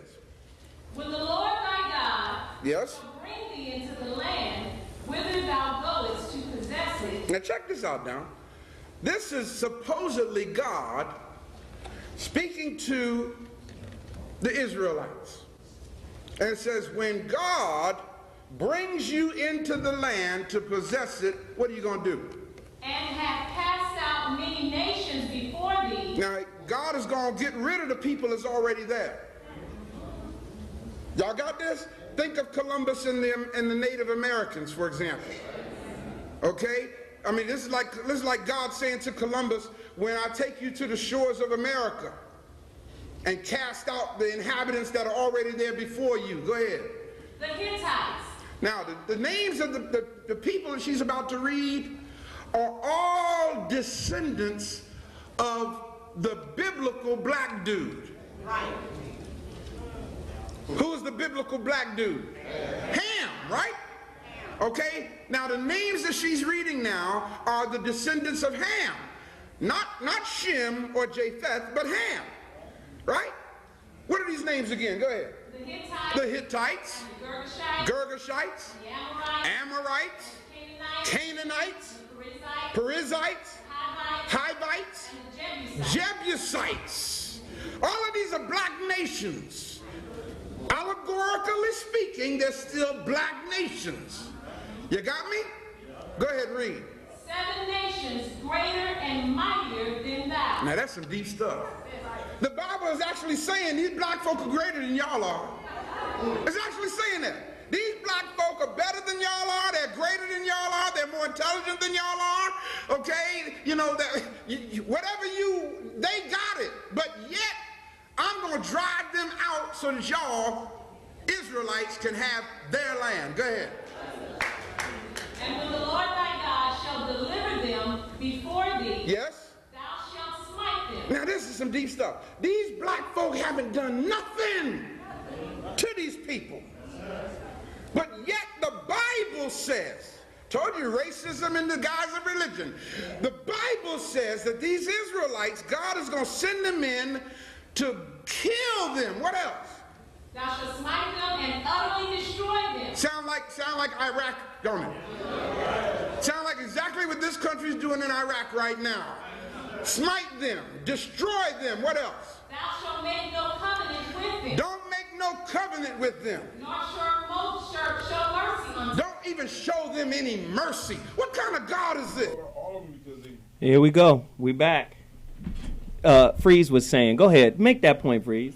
No, what I was saying about when you start talking about, you know, the Bible or the Quran, all of this stuff, the stuff that changes, like I said, is the social teachings, the stuff that involves man. And that's because that's when he puts his hand in it. That's when he says, oh, I'm going to take the scriptures, or I'm going to take the gospel, and now I'm going to put my twist on it. That's why you got so many versions of the Bible, so many versions of these holy books. It's because they become outdated and outdated and outdated. If you want to know the truth, you have to find it for yourself. You have to independently investigate the truth. That's what I will say. Well, no, go ahead. Shit. I've said this before. Remember back in the day when we used to have the overhead projector, like you had the transparent thing, and it would shoot the light up. If you could take the big three, the Quran, the Torah, and the Bible, and you could lay them on top of each other, so that you could see on the wall, love your neighbor, don't kill, protect your family, respect your body, all of the good stuff. That is spirituality. That's in the inside, and it's on all of them, and all those letters lay on top of each other. All this shit on the outside, First Sunday, Usher Board, chicken dinners in the back, all that shit. That's religion. That's religion. Usher Board. The real if I'm sitting here with a Jew and a Muslim, and I'm a so-called Christian, which by the way I'm not, we all love our sons. We all love our daughters. We all inherently have a piece of good in us. You get pimped by the shit on the fringe. Woo! Smacky doolo, Veronica, and then Kevin. Yeah. Here's the thing. You gotta peep it in its most essential form. Did she just say you gotta peep it? You heard what she said. Peep I love this. Veronica Conway. You better watch yourself. Got that fly ass 90s slang. You gotta peep it. You understand? Damn grown ass woman. Go ahead. Speak on it, VC. I love it. You got to peep it though. Listen. Back in slavery, they whooped your black ass 6 days a week. Drapetomania. And they gave you Jesus on Sunday. Yeah. Now why? Mind control. Why? Mind because control. it's a form of control. In other words, black people are very spiritual people. We have a direct connection to God. But in order to hijack our spirituality and turn it against ourselves, so that we were infinitely controllable, right? You had to whoop our ass all week long, and then tell us that blonde hair, blue-eyed Jesus was superior to us. That's the biggest trick ever played on humanity. Is that one right there? But see, and this is why I say it's so fucking important. My man, Freez Luv, said, people have got to care. Right. If you don't care about lying, you damn sure not gonna care about people, because typically you lie to people, right? Damn. If you don't give a fuck about lying, so now why are you lying? See, we start drilling down. All lies. What you lying for? Because they don't want your dragon more ass coming back in No, power. no. That was powerful what you said. All lies connect to fear. I've never heard one today. So Fear. look at a kid. You know he fucked up. But he's going to lie. Why? so he can protect himself. He knows, you know, that he fucked up. Hey, why you do that shit? What was you doing? Shout out to my son Blakey. Exactly. Nothing. I don't know. Right? And what happened was it was what's his name had came. And then what's the name of them? When they came, then that's what happened. Talk about a drawn out, convoluted story. But you understand what I'm saying? So lying is connected to self-preservation and self-protectiveness. So, what you protecting the truth, right? Why are you hoarding and protecting the truth from everybody else? Why? Who told you to police ideas? Right? Who told you to edit the truth?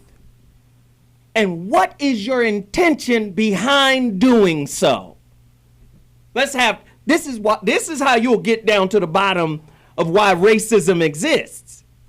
You created a race and then erased a culture for what reason? It's a culture, but it's oh, go ahead. Fear. I'm gonna tell you something. Let's just look at fear. Fear. If I believe you're not supposed to fear anything except God's wrath. Fear God. He said, "Don't fear anything except me." Now, any other kind of fear, like power. People are powerful. They want to be powerful because you want to control things. You want to control things. Why? Because you are fear of them not being in control. So you're fear of you see, it's once you start looking away from God, you're gonna think up all kind of stuff to protect you. If you can't, to me, bow down and give it up to God. He said, "Don't fear anything but me." So Right. once you fearing all this other little bullshit, you're gonna deal with what that bullshit has for you. But how do you get people to be aware of all this stuff that is driving them from inside that they're not even aware of, and then how do you get them to renounce it? And because it seems to me that people don't like a vacuum, and so you're gonna have to give them something real quick to replace it with. Can I answer that? Yeah. Oh God, I love you so much, Doc, but you're forgetting something. Okay, babyface. People are stupid. Oh. Most people are stupid. Okay? Let's just be honest about it. You are not going to elevate as a group function, as a human function. You are not going to elevate the conscience of the masses to that level. What has to happen is that this movement has to play itself out. This lie can only last so long. It sounds like a long time. If you ask if you look at this from the standpoint of a slave in the 15 or 1600s who spent his lifetime and watched his mama's lifetime, and in his grandchildren's lifetime it doesn't happen, but that's a blink. This 2,000, 3,000 year lie has an expiration date, and we are going to see the end of it. Well, you saying you're saying that it's going to perpetuate itself, but dude, it's information that's going to free them from it. I mean, so black people are stupid, but you say black people are stupid, but they're not stupid. I didn't say black people. What did you say? I said people. People. Well, people. If you watch people Duck Dynasty, ain't no black folks on that shit. Okay, well, people in general are uninformed. You know why? Because I'm going to tell you something. It's easy to be stupid. Yes, it's comfortable to be stupid. Yes, to not go look for information. Hey, I don't have to be look. lazy. Well, I would read, but I Fuck can't. all that. Absolutely. You know, and that's why I've always said that black people need to make the law their religion, because this is where all your freedom is hidden in law. Like there's some people, black people use the word coon a lot, and they don't really know what the word coon means. Speak on it. Coon comes from the word barracoon, which means a prison for slaves. And so the coon in most people's lives is really their mind, because they don't go looking for information to free themselves. And so that's the real tragedy right there. So if you understand, like in law, we were talking about the police earlier, the word police comes from the word policy. And so they're policy enforcement. It's police-e. It's policy enforcement. That's it. And so if you don't understand that they're not here for, we were talking about class before, and you have the plebs and you have the slaves, or the middle class and the slaves. They're not here to protect and serve those people. They're here to keep you in control, keep you in line. They're here to protect and serve the upper class, the nobles of society. Commerce and what? Commerce and you made a statement about that a few months back that just bust me in the head, that the police are not here for you. They are here to preserve commerce. That's exactly right. They protect, they make sure. That's right. Each police officer is certified by the Department of Treasury, and this certified by the Department of Treasury, so they can give you tickets for money. It's about to cheese. create. That's why you sign a contract. Yes. When you sign your name on the ticket, that's Exactly. a contract, and now you're entering into contracts, which is commerce. Well, you sign the contract when you get the driver's license. Driver is someone who was paid to take someone back and forth on the highway, and a passenger is someone who pays the driver. So when you get this driver's license, you're admitting that you're involved in commerce. So to go back to this point, fucking racism, using the computer metaphor, is the GUI, the graphic user interface. This is the shit with the games and the apps on it. Yes. To keep you wasting your fucking time, Exactly. the browsers and shit. Exactly. But the shit on the CPU, the random access memory, the ROM, and all that other shit, and CCI card, all the motherboard, and all that other shit. That's where the developers live. That's where the shit is. That's where Oz works. You fucking with the GUI, thinking this is a reality. Yep. This is what we mean by the Matrix. They want us to think in racial terms. This is why I say black people got to learn all the shit about themselves and then get over it. Yes.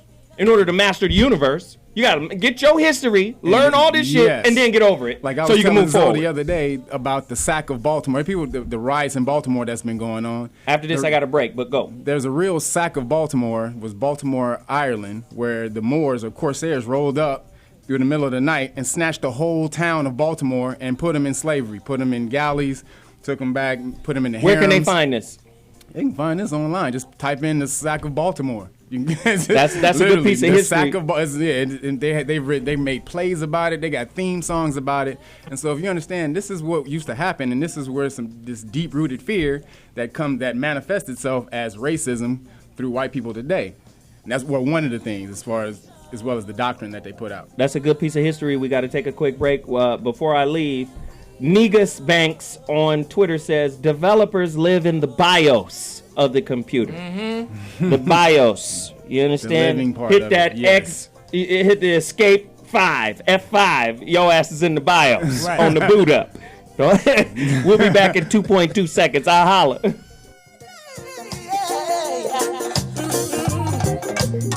The bird just flies away.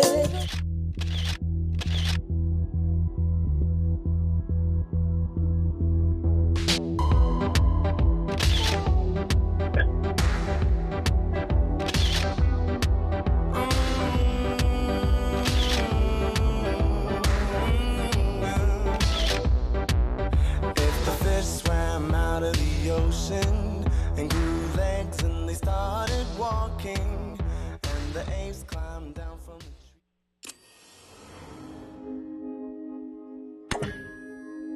the T Radio V. Radio in TV. Radio in TV.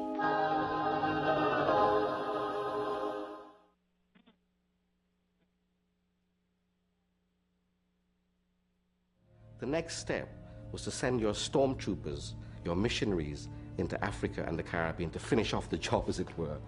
You know, these are heathens who have to be brought into the fold of Christianity.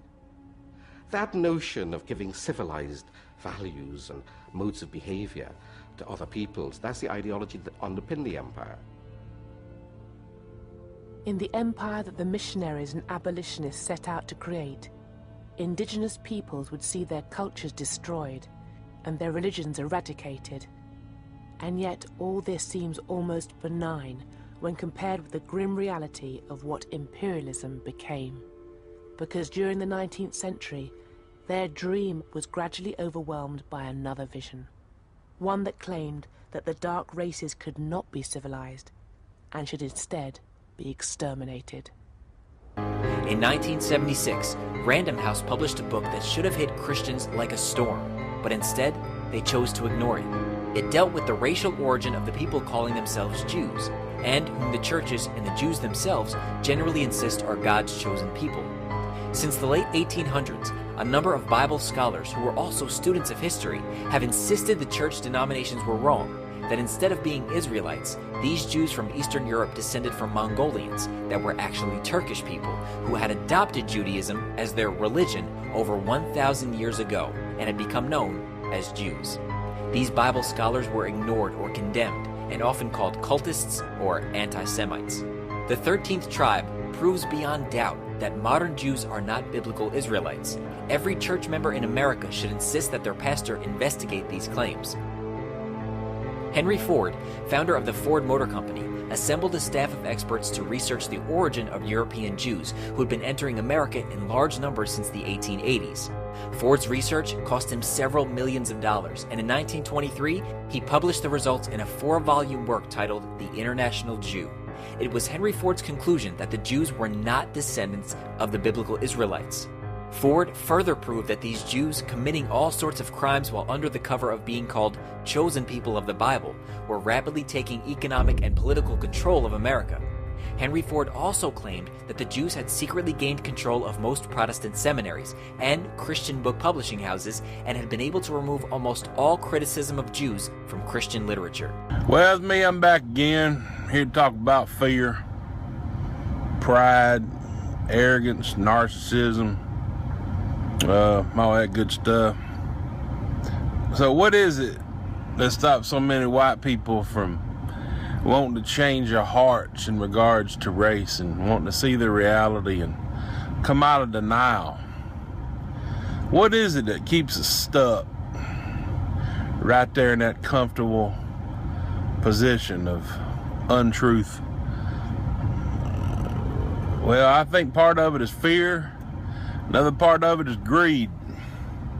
Greed in that we don't want to lose dominance, we don't want to lose power, we don't want to lose privileges, we don't want to lose benefits that the system of white supremacy has created here in America for white people. We don't want to lose none of it. We're scared. We're scared of black retribution, we're scared of black vengeance.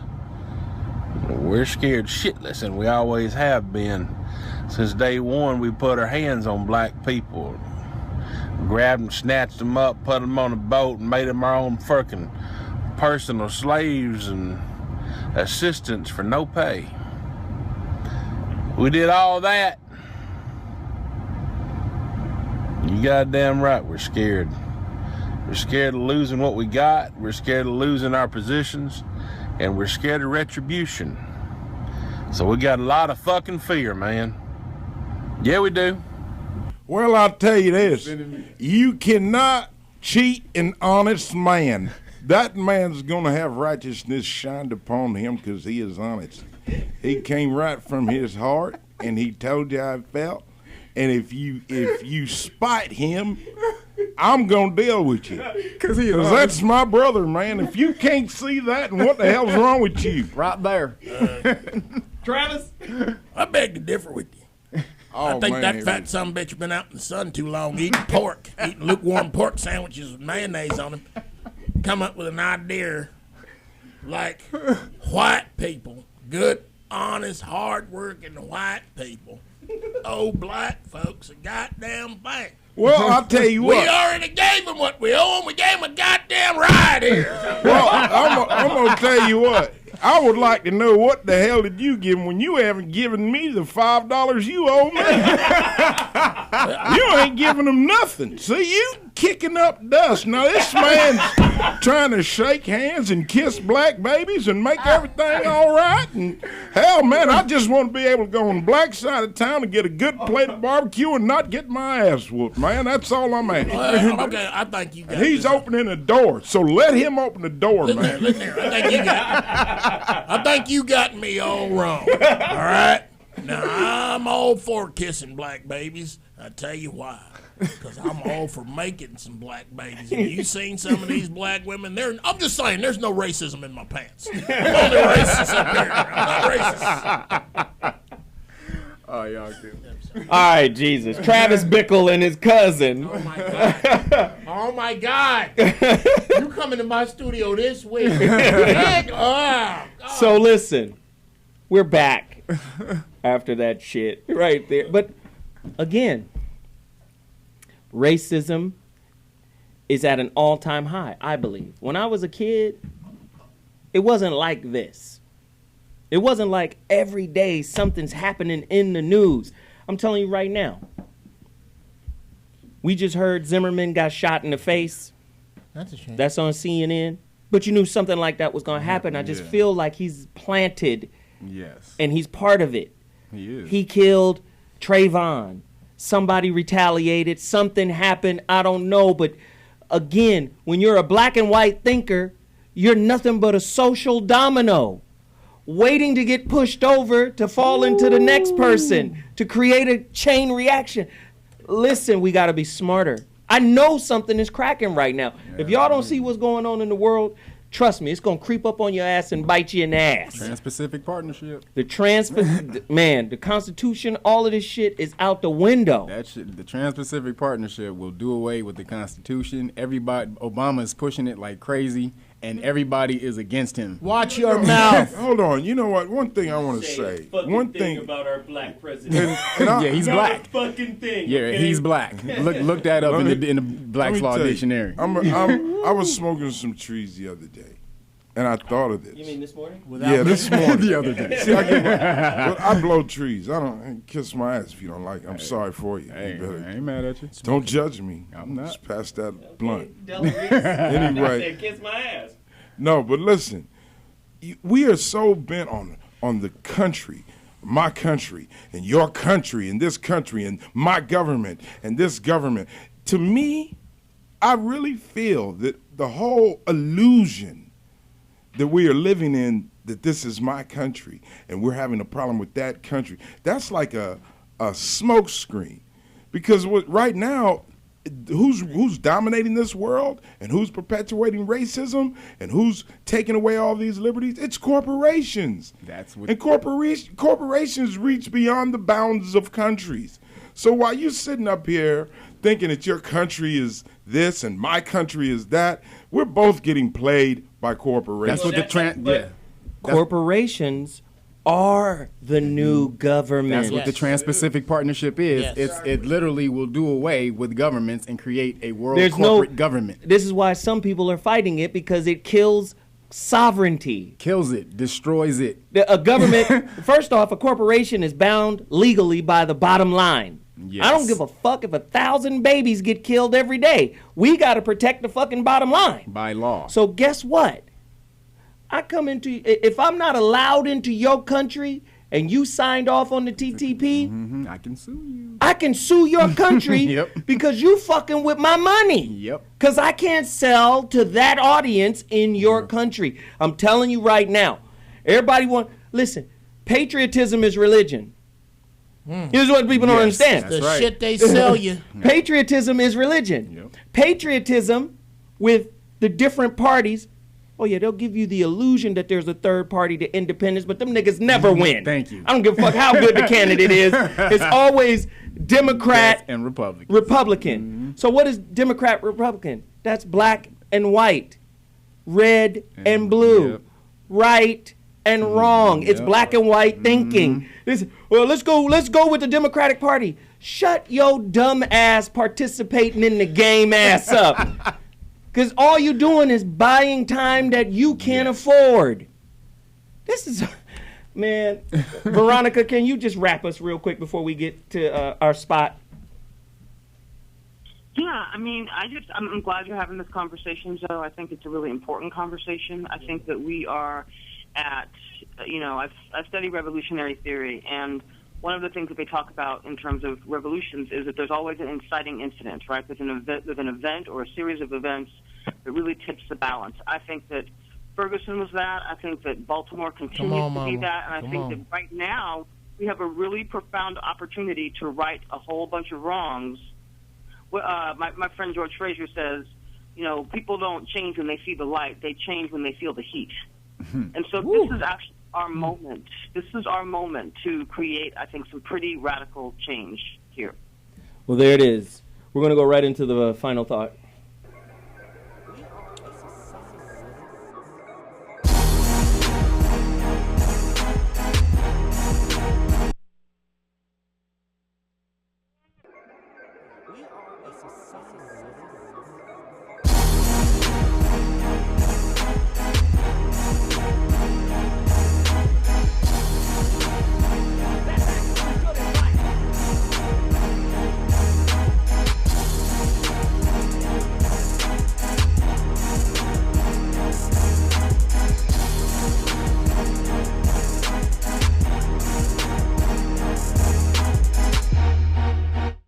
Yeah, today's show was crazy.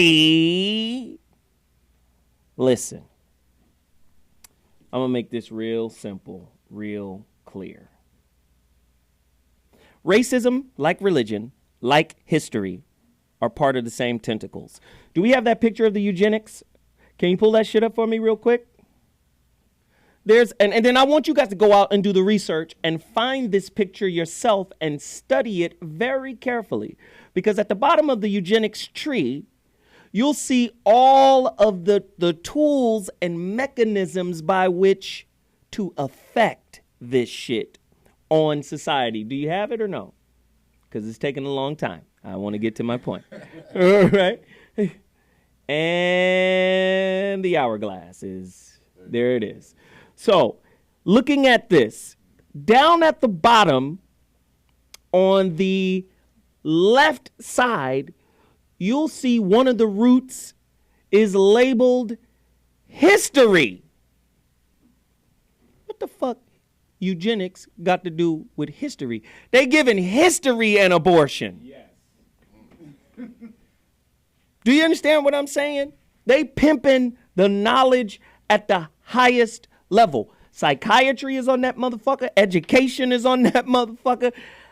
Anything that we operate in. And this is why I'm so hard on black people talking about the way to get it done. The way to get it done is to create your own fucking tree with its own roots that you are the author of. You niggas don't want to author shit. Niggas want to follow rules. The last poet said it, niggas is scared of revolution. Right? What is revolution? Revolution ain't always violent. Revolution is ideological. When you revolt against what master said was good for you, that's revolution. That's rebellion. When you revolt against, hey, wait a minute. You mean to tell me that the book of Revelations tells me that Jesus burnt brass, feet like burnt brass, water like a voice like many waters. That's raspy to us black people, raspy black voice, right? Curly, nappy hair like a lamb's wool. But then we're going to put Cesare Borgia and his sister Lucrezia. We're going to paint them, Michelangelo and Da Vinci and all. We're going to paint all of this. Come on. And niggas is blind and follow. Well, it don't matter. When I hear nigga, it don't matter. It don't. Yes, it do. Shit. Right. It mattered to Ike Turner when they took Ike's records and had white people sing them. Yes. It mattered to black artists, Cadillac Records. Hey, where's my picture on the album cover? No, nigga. You don't get on the album cover. You just sang the song. It mattered to the 5 Heartbeats. Right? So my point is, racism is a tool to keep a certain populace blind. And when we say certain, that's anybody with melanin. So guess what I got to do? I can't just put enmity between you and me, white and black. I got to put enmity between black and red, black and yellow, black and brown. I got to keep putting enmity between all of this because listen, the enmity between black and white, that's the distraction. The real racism is the enmity between your family tribe members. Polynesians don't want to call themselves Africa. Well, how the fuck did you get to Samoa? How did you even get to that goddamn island? This is my final thought. Shit. Jesus. Right? How did you get there? This is what people don't understand. A nigga who's been taught civilization by a beast is nothing but an animal who's been trained to become a social mercenary. That's what you are. You will kill your own, you'll eat your own, so your plateau in this false reality is secured for the moment. You understand? That's what they've trained us to be. Right? Race is a game, and you've been programmed to play it unconsciously. You understand? The real game is class. Motherfucker, you can't. Hey, that game right there. That's the luxury Monopoly board. Thank you. You got the race Monopoly board, the little bootleg one, right? With all the same colors that they used to be, little plastic pieces. You understand? Class is the real Monopoly game. That's the special edition for your ass. All of us black people or people of color, look at what they do to the countries that are really black, but what they put out front.